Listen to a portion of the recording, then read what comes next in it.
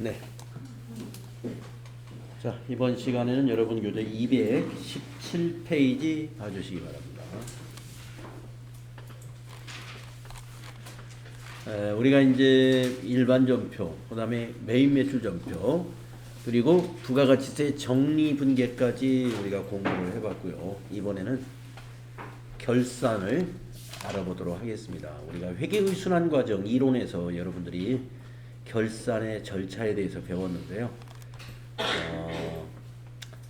우리가 이제 그 결산의 절차 중에서 사실 그 결산 수정 분계라는 걸 하나도 안 했거든요. 우리 이론할 때는 결산 수정 분계가 있는데 나중에 실무에서 해봅시다라고 했습니다. 그래서 오늘은 이게 결산 수정 분계 좀 연습을 좀 해보는 시간을 갖겠습니다.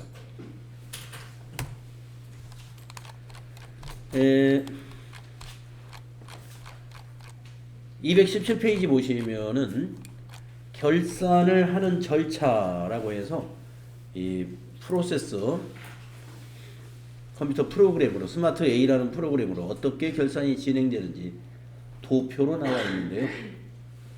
결산 정리 사항을 먼저 체크해야 되겠죠. 결산 정리 사항을 체크해서 수동 결산을 먼저 합니다. 수동 결산이라 하는 것은 일반 전표에 차변, 대변 이렇게 일반 전표를 입력하는 것을 우리가 수동 결산이라고 합니다. 그래서 수동 결산 한 사항을 먼저 하고 그런 다음에 자동 결산을 수행하는데 자동 결산은 결산 자료 입력이라는 메뉴가 있어요. 아직 여러분이 한 번도 사용해 보지 않은 메뉴인데 우리가 결산 자료 입력에다가 결산 사항을 입력을 하는데요. 전표는 자동으로 만들어 줍니다. 입력만 해당 항목의 입력을 숫자를 잘 입력해 가지고 전표를 자동으로 만들 수가 있어요. 그래서 자동 결산이라고 하는 겁니다. 수동 결산이라는 것은 내가 전표를 수동으로 지금까지 입력했던 방식으로 입력을 한다는 것이고 자동 결산은 분계를 자동으로 해준다 이런 얘기죠. 이렇게 해서 결산 수정 분계가 끝납니다. 그러면 이제 결산 수정 분계를 마친 다음에 우리가 손익계산서를 마감하고 손익계정을 자본으로 대체하는 분계를 해야 되죠. 그래서 이익잉여금 처분계산서에 가가지고 점표 추가를 누르게 되면은 당기순이익이 미처분 이익잉여금으로 대체되는 분계까지 그 다음에 수익과 비용을 마감하는 그러한 점표까지 전부 자동으로 형성이 됩니다. 그런 다음에 이제 재무상태표 작성을 수행하게 되는 것입니다. 이렇게 되면은 아주 중요한 손익계산서와 재무상태표가 완성이 되겠습니다. 결산이라는 것은 재무제표를 만드는 절차라고 볼 수가 있습니다. 기말에 재무제표를 만드는 절차. 그래서 여기 있는 이 순서가 이 그림을 지금 설명한 것입니다. 자, 결산 사항을 한번 체크해 보겠는데요. 고정자산 등록을 좀 못했나 봐요. 왜냐면 고정자산에 대한 감가상각을 해야 되니까 고정자산 등록을 좀 해보자 하는 수행 내용이 다음 페이지에 나와 있네요. 다음 자료를 이용하여 고정자산 등록 메뉴에 고정자산 등록을 수행하시오 이랬어요. 그런데 밑에 주의를 보니까 차량 운반구 2461 하고 그 다음에 7466은 1장, 4장을 공부할 때 미리 다 등록이 되어 있답니다.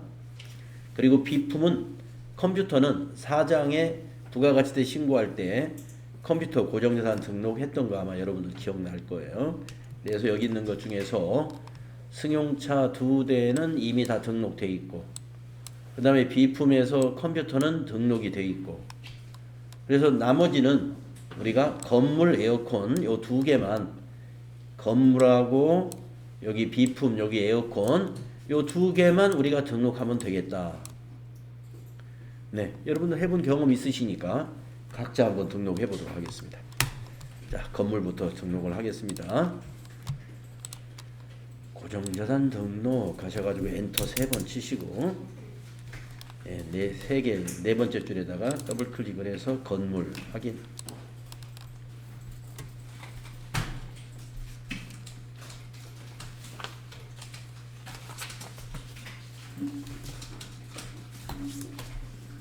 코드는 1001. 자산은 본사 건물. 취득일은 2021-0701. 기초가액에다 입력을 해야 되겠네요. 2021니까 5천만 원. 전기말 상각 노계획 1250 플러스. 내용연수 20년.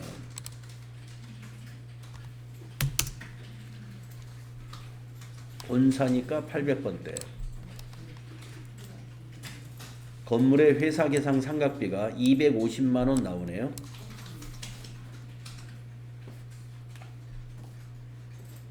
에어컨 등록하라고 하겠습니다. 계정을 더블 클릭해서 에어컨은 비품 확인. 3001 에어컨 2020 0725 정률 기초가액에다가 2432 플러스 전기말 상각 누계획 160만 원.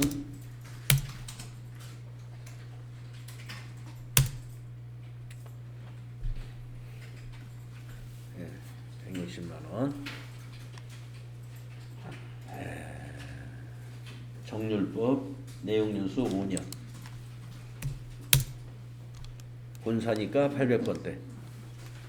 그러면 에어컨의 당기 회사 계상 상각비가 37만 5,232원 나오는데 맞는지 확인해 보시고요.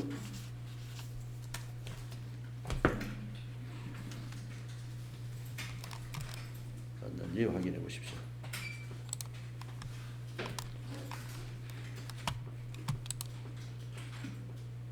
자, 옆에 219페이지 보시면은 수행 결과 나와 있어요.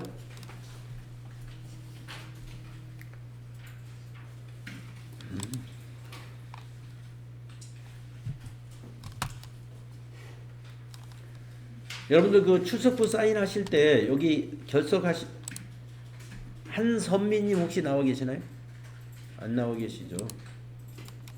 네.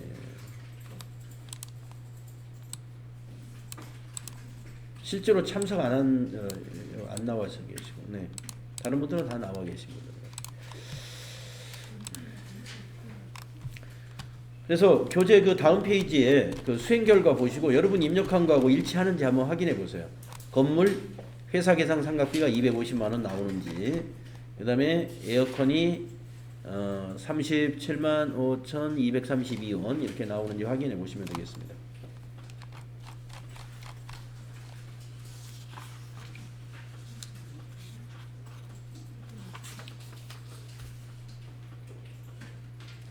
자, 우리가 고정자산 등록을 하고 나서 나중에 이제 이 고정자산에 대한 감가상각비를 그 자동 결산으로 할 거거든요. 자동 결산을 하는데 우리가 입력을 아주 간편하게 하려면 이 수행 3번은 이거 꼭 해야 됩니다. 월별 감가상각비 계상을 이용하여 결산 기준일 감가상각비를 조회한다라고 했는데 이거 작성하는 거거든요. 네, 작성. 여기 밑에 주의해 보시면은 월별 감가상각비 계상 화면을 닫고 저장을 해두면 결산자료 입력 메뉴 상단부에서 기능 모음을 이용해 가지고 감가상각 반영을 클릭했을 때 자동 반영을 받을 수 있다. 이 자동 반영을 받기 위해서 월별 감가상각비 계상이라는 메뉴에서 이 12월 31일자로 조회를 해가지고 닫으면서 저장을 하겠습니다. 자, 그러면 같이 해보시겠습니다. 월별 감가상각비 계상이 어디 있느냐 하면은요, 여기 고정자산 등록 메뉴의 맨 밑에 있어요. 네, 요거 해두겠습니다. 클릭하시고요. 12월 전체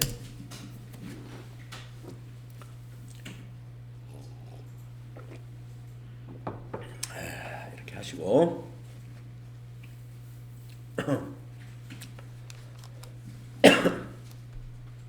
여기 12월 달에 여기 계산이 다 되어 있습니다.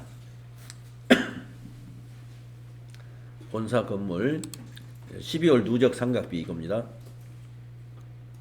250만 원. 차량 운반구 363만 3,333원. 미안합니다. 그 다음에 비품.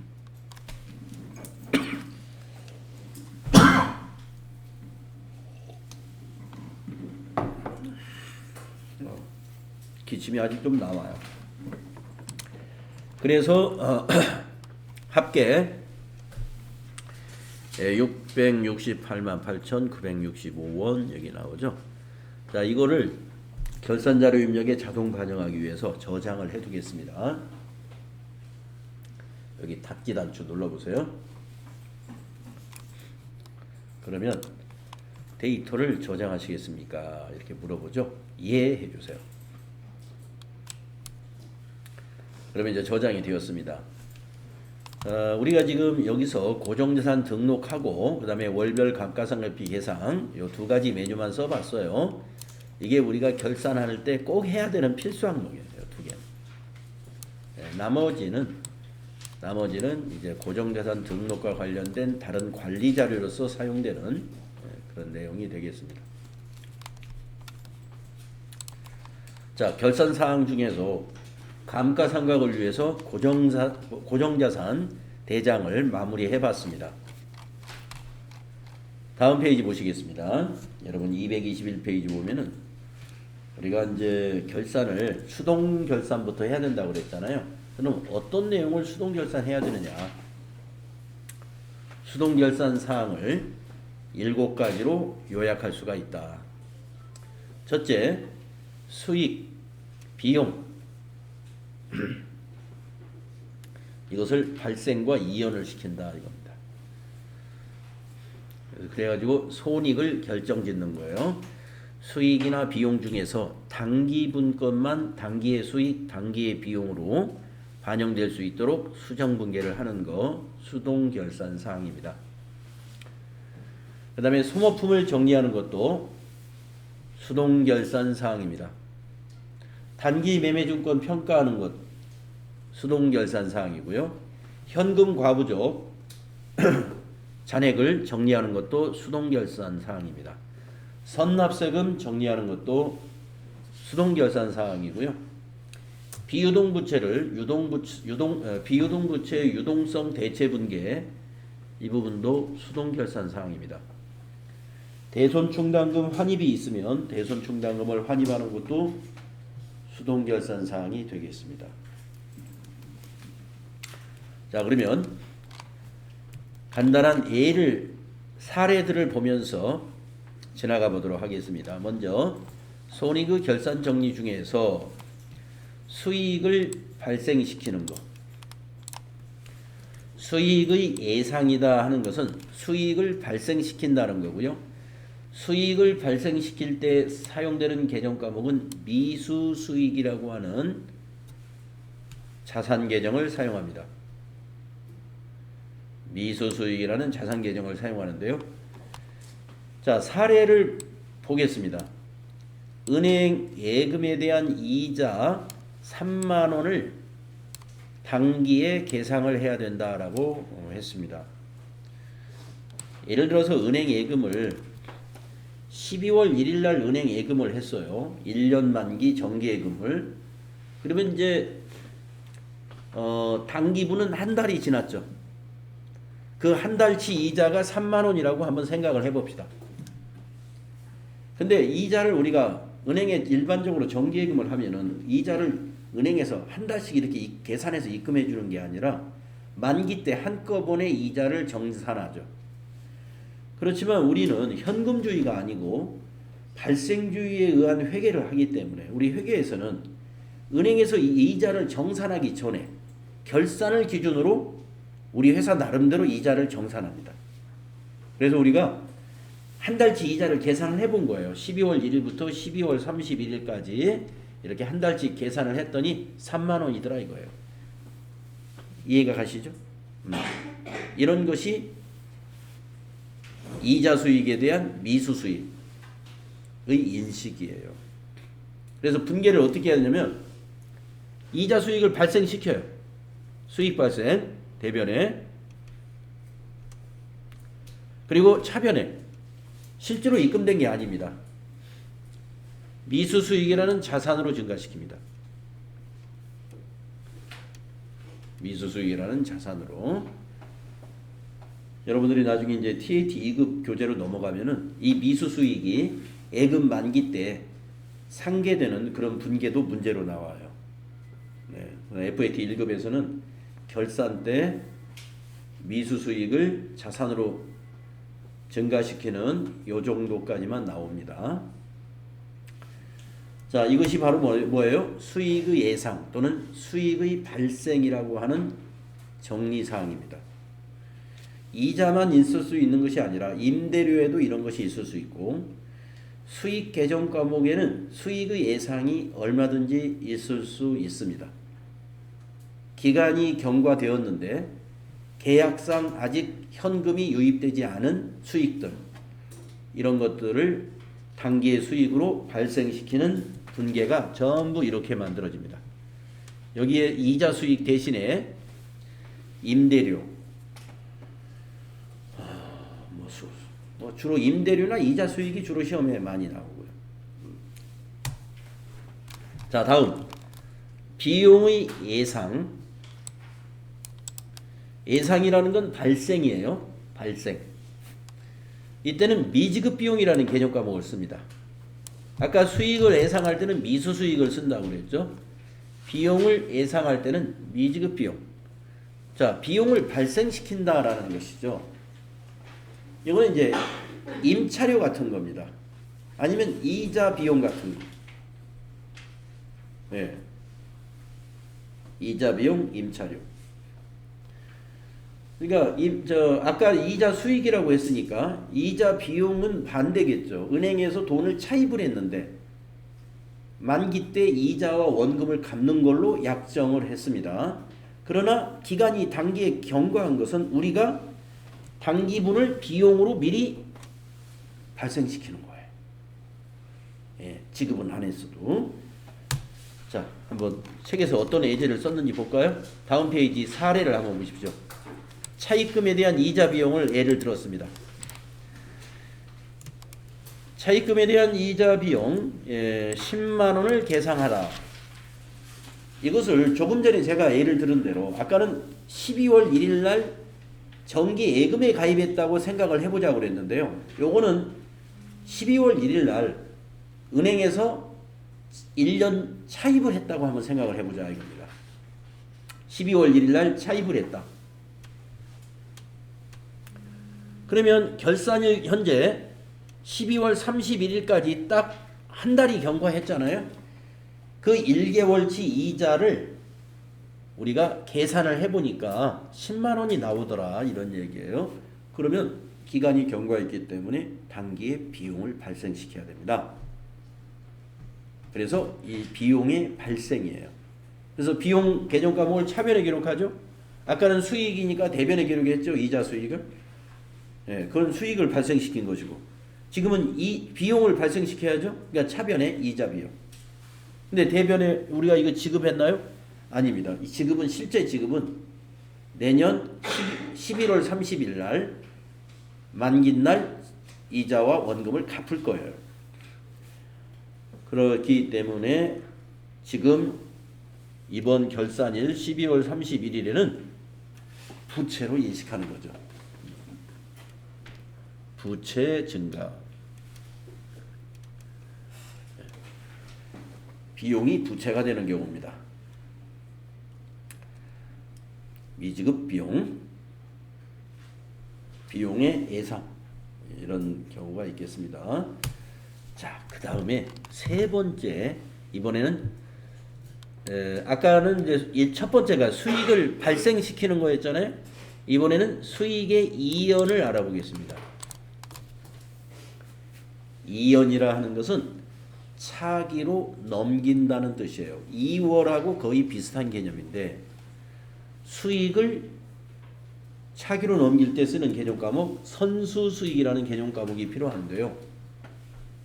선수라는 건 뭐예요? 미리 받았다. 수익금을 미리 받았다. 이런 얘기입니다. 그래서 여기 사례를 한번 보시게 되면은 1년분 임대료 12만 원을 7월 1일 날 받았다고 한번 보세요. 그러면 1년이면 내년 6월 30일까지가 1년이잖아요. 요 기간 안에는 단기분이 6개월, 차기분이 6개월 이렇게 12개월이 되는 거죠. 1년분이. 그렇기 때문에 7월 1일 날 회계 처리했을 때 이 7월 1일 날 이게 1년분 임대료 12만 원을 현금으로 받으면서 차변의 현금, 대변의 임대료 이렇게 네. 입금시 이렇게 분계를 했어요. 차변의 현금, 대변의 임대료. 그러면 7월 1일 날에는 이게 지금 7월 1일 날 분계라고 생각하세요. 7월 1일 날은 현금주의로 회계 처리한 겁니다. 그렇기 때문에 입금할 때 이렇게 했다면 결산 때는 12월 31일 날은 이렇게 고쳐야 된다. 어떻게 고치느냐면요. 임대료를 취소시켜줘요.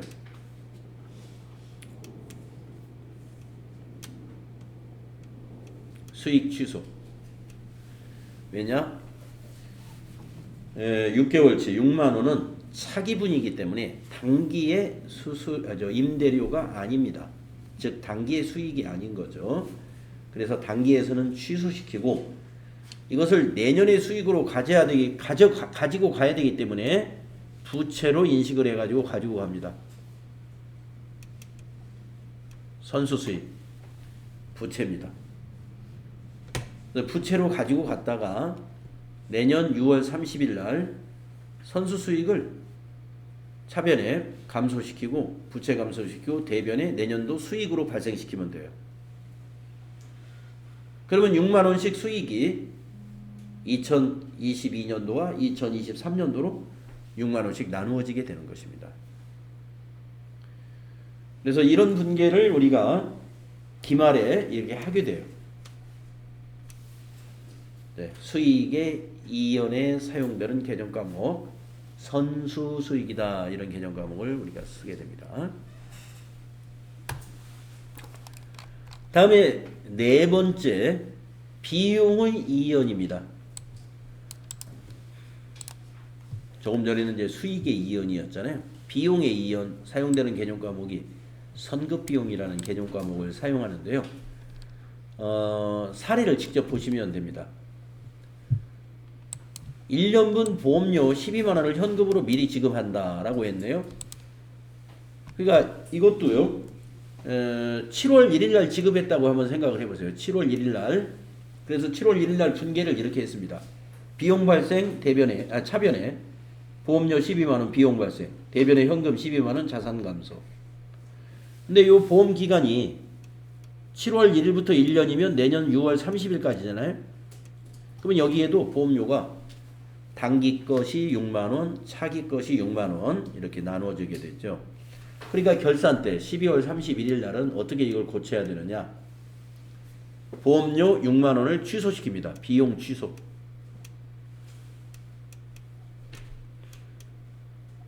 그래서 대변의 보험료 단기에서 빼주는 거죠.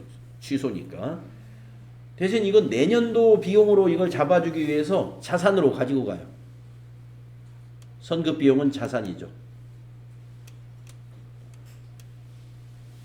자산으로 가지고 가가지고 내년 6월 30일에 보험료 만기일에 이것을 단기의 비용으로 꼭 6월 30일에 안 해도 돼요. 내년 중에 6만 원을 단기 비용, 차기의 비용으로 발생시키면 됩니다.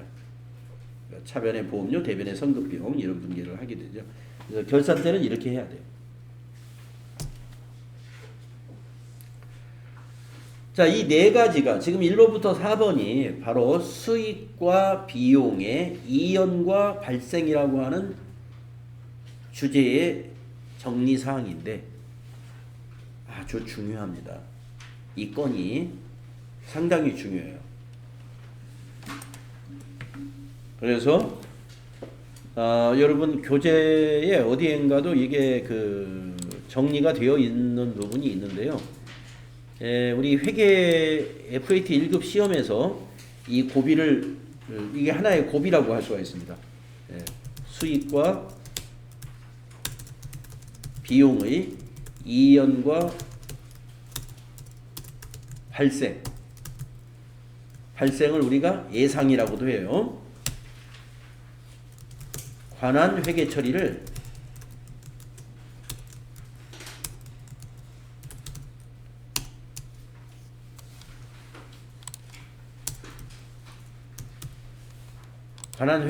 말이죠. 여러분이 차변대변 헷갈리지 않고 정확히 할 수 있는 연습 꼭 필요합니다. 그래서 이제 4개의 개정 과목이 등장하잖아요. 4개의 개정 과목.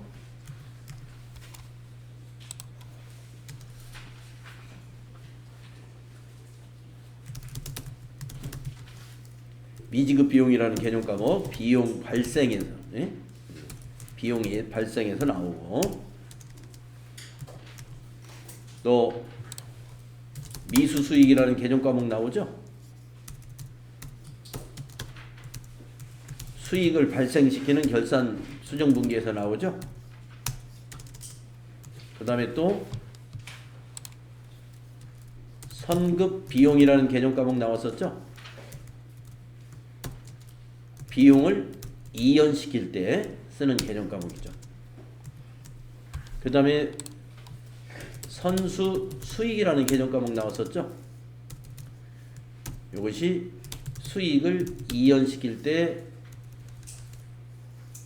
이용되는 개정 과목입니다. 그래서 요 4개의 개정 과목이 있지 않습니까? 미지급 비용, 미수 수익, 선급 비용, 선수 수익. 이 개정 과목으로 우리가 결산 문제 해결하는 문제가 자주 나옵니다. 정확히 알아두셔야 됩니다. 처음에 많이 헷갈려요. 누구든지 이게 처음에 공부할 때 이거 많이 헷갈려 합니다. 그렇기 때문에 반복해서 하는 수밖에 없습니다. 우선 집중해가지고 이게 뭔 얘기지 한번 고민을 해야 되고, 근데 집중해서 책을 보면은 이해가 갔다가도 다음에 또 그 문제를 만나면 다시 또 정리가 잘 안 될 수가 있어요. 그러면 그때 다시 한번 기억을 상기시키고 해서 반복을 통해서 여기에 대한 회계 처리를요 완전하게 할 수 있도록 연습이 필요하겠다 하는 말씀 드립니다.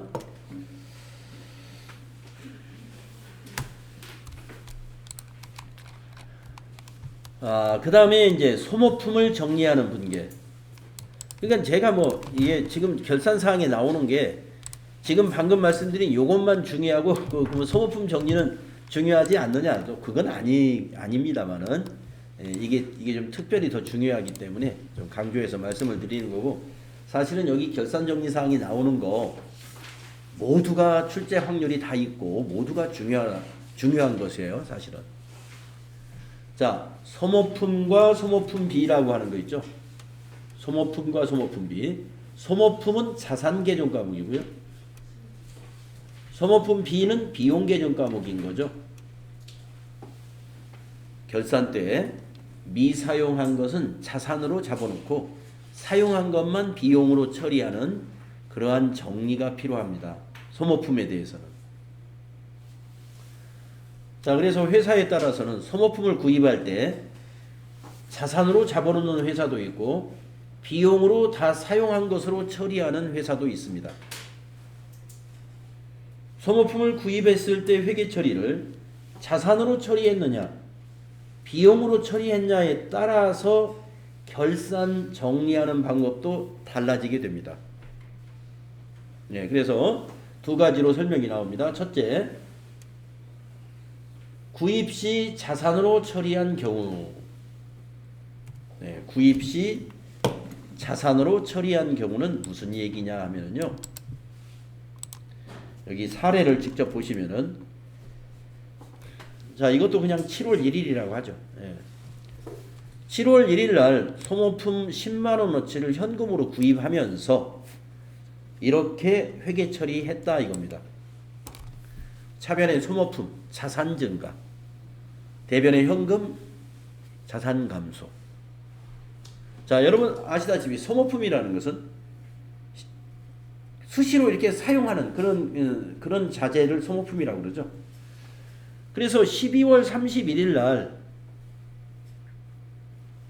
창고에 가봤더니 10만 원어치가 자산으로 남아있는 게 아니라 3만 원어치밖에 재고가 없대요. 12월 31일 날 재고 파악을 하잖아요. 결산일 기준으로 재고 파악을 합니다. 소모품에 대해서. 그랬더니 3만 원어치가 있어요. 그 말은 즉슨 7만 원을 사용했다 이렇게 볼 수 있죠. 재고를 보니까 3만 원어치밖에 없다. 그러면 7만 원을 사용했다는 겁니다. 그동안 6개월 동안. 그러면 결산 때 어떻게 해야 돼요? 자산에서 요 사용한 7만 원은 자산 감소를 시켜야죠. 사용해 버렸으니까. 그래서 대변에 소모품 자산 감소해야 되겠고, 사용한 것은 비용이 돼야 되니까 차변의 소모품 비 7만 원 비용을 발생시키는 겁니다. 예, 이해되시죠? 그래서 차변이 소모품 B가 됩니다. 사용한 것을 비용을 발생시켜야 되니까 비용 발생. 자, 그런데 다음 페이지에 가보시게 되면 그 반대의 경우를 또 설명하고 있는데요. 구입할 때 비용으로 처리한 회사도 있어요. 구입할 때 비용으로 처리한 회사 보겠습니다. 사례를 보면은 이것도 7월 1일이라고 한번 가정해봐요. 똑같이 7월 1일 날 소모품 10만 원을 현금으로 구입하고서 이 회사는 이렇게 회계 처리했습니다. 차변의 비용 발생 소모품비, 대변의 자산 감소 현금. 그래가지고 12월 31일 결산일에 재고조사를 해봤더니 소모품을 미사용액이 3만 원으로 조사가 됐어요. 조금 전에 앞에 사례하고 똑같죠. 미사용액 3만 원. 그러면은 지금의 경우는 전부 다 10만 원을 비용 처리했기 때문에 미사용액은 비용에서 취소시켜야죠. 그래서 대변에 자산 감소가 아니라 이번에는 비용 취소. 7만 원이 아니고 재고만큼을 비용에서 빼주는 취소시켜야죠. 그래서 금액은 3만 원이 됩니다. 아까 거는 비용을 발생시키려고 7만 원, 지금은 미사용액을 비용에서 빼주려고 3만 원 분계를 해야 돼요. 그래서 대변의 소모품비가 3만 원 비용 취소되고, 차변에 그 사용하지 않은 것은 자산으로 잡아야죠. 소모품 이렇게 해서 3만 원으로 분계가 됩니다. 그러니까 문제가 두 가지 유형으로, 소모품 정리는 두 가지로 문제를 냅니다. 첫 번째 사례처럼 구입 시 자산 처리했다 이렇게 문제를 낼 수가 있고, 두 번째처럼 구입 시 비용 처리했다 라고 문제를 낼 수도 있죠. 그 두 개의 차이는 소모품과 소모품비의 차변 대변의 위치가 서로 바뀐다는 거, 반대가 됩니다. 그리고 금액도 달라집니다. 금액도 아까는 똑같은 상황인데 아까는 금액이 7만 원, 지금 두 번째 사례는 3만 원으로 회계 처리하게 되면은 손익계산서에 가는 소모품비는 두 개 다 7만 원이에요. 첫 번째 사례에서도 손익계산서에 가는 소모품비는 7만 원. 지금 여기 두 번째 사례에서도 손익계산서에 가는 소모품비는 7만 원이다. 결과는 똑같습니다. 수정 결과에 재무제표에 반영되는 비용의 크기는 똑같아요.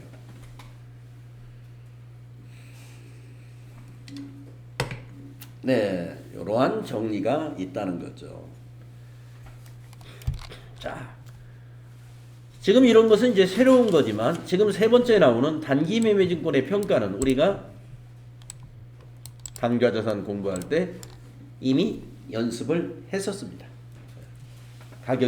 기말에 가격이 상승하면 차변의 자산 증가, 대변의 수익 발생. 가격이 떨어지면 대변의 자산 감소, 차변의 비용 발생. 단기 매매증권의 평가 분계에 대해서 우리 당좌자산 공부할 때 제가 중요하다고 여러분에게 강조드리면서 설명을 드린 적이 이론 공부 때 있었죠. 그 내용이기 때문에 이건 그냥 지나가도 되겠습니다. 그 다음에 현금 과부족의 정리에 대해서도 우리가 자금 관리에서도 이 얘기했고 이론 공부 때도 이게 나왔던 겁니다. 그래서 현금 과잉에 대해서 기말까지 그 원인이 안 밝혀지면 결산할 때는 차비익 처리하시라고 그랬죠. 대변의 차비익, 차변에는 현금 과부족. 이렇게 해서 현금 과부족을 제로로 만들어야 됩니다. 이런 말씀 드렸고, 다음 페이지 두 번째 사례는 현금이 부족했던 적이 있었는데 그때 원인을 알 수 없어가지고 현금 과부족으로 잡아놨다면 이 부족했던 금액은 결산일까지 원인이 안 밝혀졌다면 잡손실로 잡아야 돼요. 잡손실. 그리고 대변에는 현금 과부족 기록해가지고 현금 과부족의 잔액을 0으로 만들어야 됩니다. 기억나시죠? 이것도 우리가 앞에서 했던 겁니다. 그리고 만약에 12월 31일 당일날 현금이 불일치하면 그러면 어떻게 하느냐?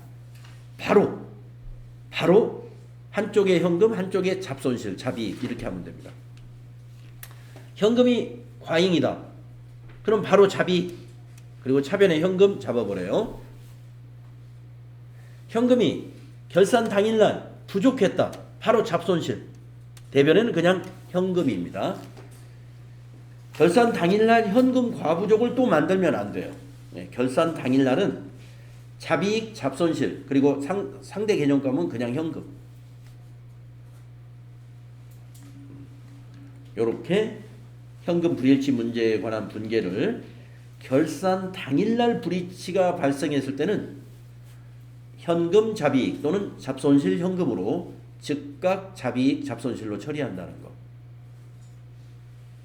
그런데 기중에는 일단 현금 과부족으로 잡아놨기 때문에 결산 때 현금 과부족을 정리하는 분계를 결산 때 해야 되는 것이고요. 그 다음에 이제 선납세금의 정리. 선납세금이라고 하는 것은 우리가 앞에서 지금 이 3일 패션을 할 때 선납세금 전표 입력했던 기억이 안 나네요. 저는 혹시 여러분들 저하고 일반 전표 입력 연습하면서 3일 패션이 정기예금이 만기된 거 혹시 연습한 적 있나요? 기억 안 나시죠? 예금이 만기되고 뭐 원금을 받아가지고 보통 예금에 넣고 이자 원천징수 이자에 대한 세금 얼마를 납부했다 이런 거 안 했죠. 그래서 지금 요 3일 패션에 대해서는 선납세금 실습이 아마 없을 거예요. 왜냐면 내용을 보시면 기중에 법인세를 중간 애납을 했거나 이자 수익이 있어가지고 원천 징수를 당한 경우 선납세금이라는 개정 과목이 그때 발생하거든요.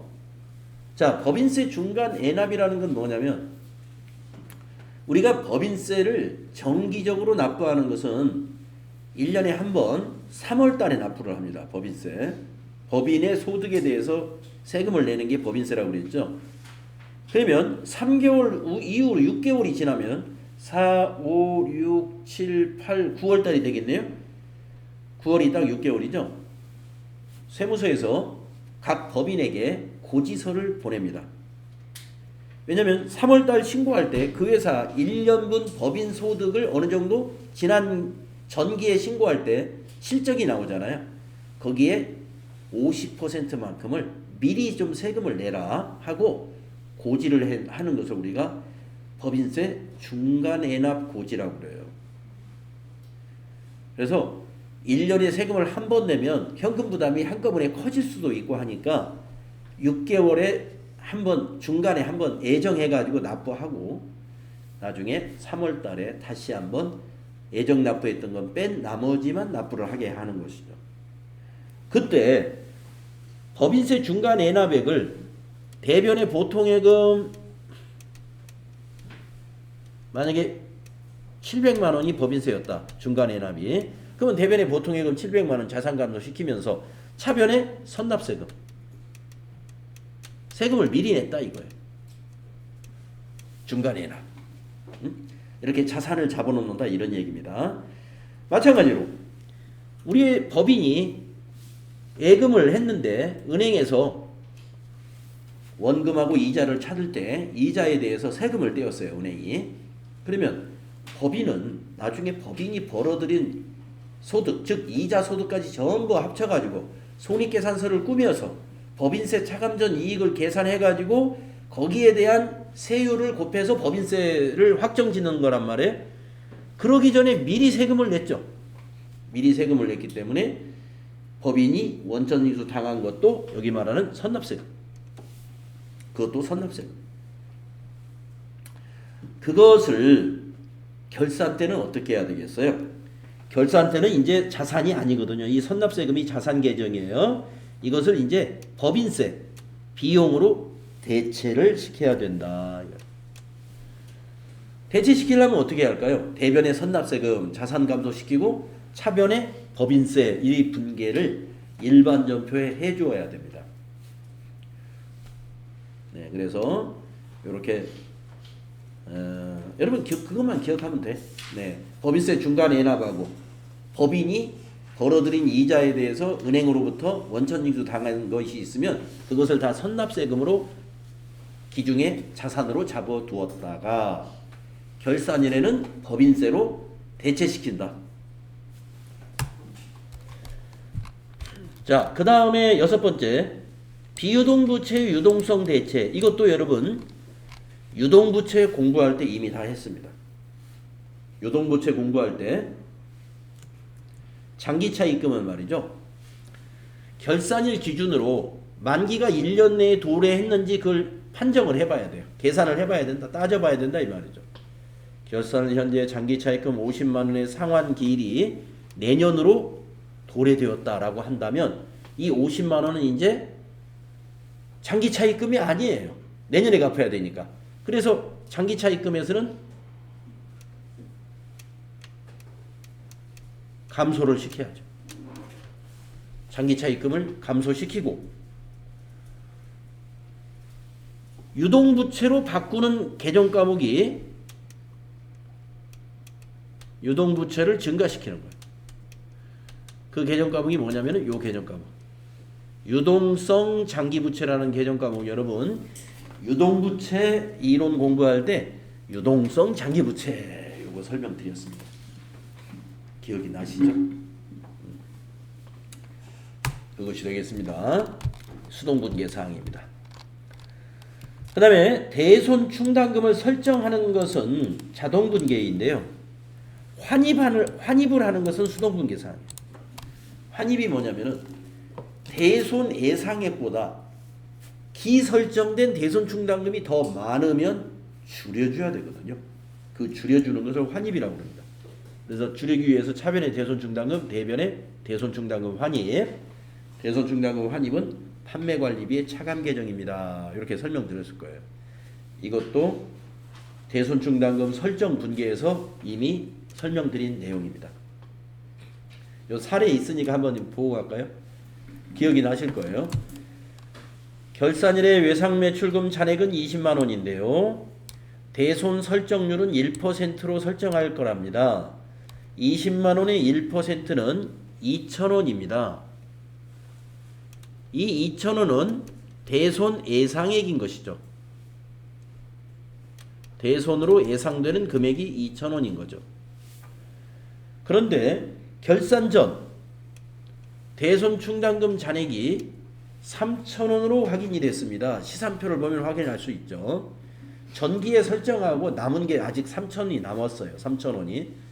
그러면 단기에 2,000원으로 예상하는데 3,000원으로 남아 있으면 1,000원이 더 많이 잡혀 있잖아요. 이걸 그대로 놔두면 자산이 작게 표시됩니다. 그러니까 그대로 놔둘 수가 없죠. 그래서 1,000원을 어떻게 하느냐? 환입시킵니다. 대손충당금 1,000원, 충당금 줄여주면 여러분 대손충당금이 뭐예요? 자산의 차감 계정이잖아요. 차변에 기록하면 어떻게 됐어요? 효과는 자산 증가 효과가 있어요. 대손충당금이라는 계정 과목은 매출채권의 차감 계정입니다. 그래서 그걸 설정할 때 대변에 설정하거든요. 그거를 차변에 기록하면은 자산을 증가시켜주는 거예요. 그리고 대변에 대손충당금 환입, 이거는 비용에서 빼주는 거예요. 그래서 이 대손충당금 환입은 판매관리비의 차감 계정이다 라고 아마 여러분 기억하실 겁니다. 이 부분도 우리가 대손충당금 설정 분기에서 이미 나왔던 내용이 되겠습니다. 그래서 다음 페이지 보시면은 이게 아주 깨알같이 아주 잘 정리하는 표가 하나 있어요. 결산 때 수동분계 사항이 이런 것들이다 하는 겁니다. 우리가 조금 전에 했던 부가세 정리분계는 우리가 9월 말일로 지난 시간에 했습니다만은 12월 말에도 또 2기 확정이니까 2기 확정 과세기간 종료일이 12월 31일이잖아요. 부가가치세 정리도 해야죠. 12월 31일. 결산분계에 같은 날짜에 이것도 해당 사항이 있는 거죠. 이렇게 해서 여러분 그 페이지에 있는 그 표가 수동분계 챙겨야 될 정리 사항입니다. 그러면 좀 쉬었다가 다음 시간에 자동결산부터 알아보도록 하겠습니다. 쉬는 시간이 됐죠.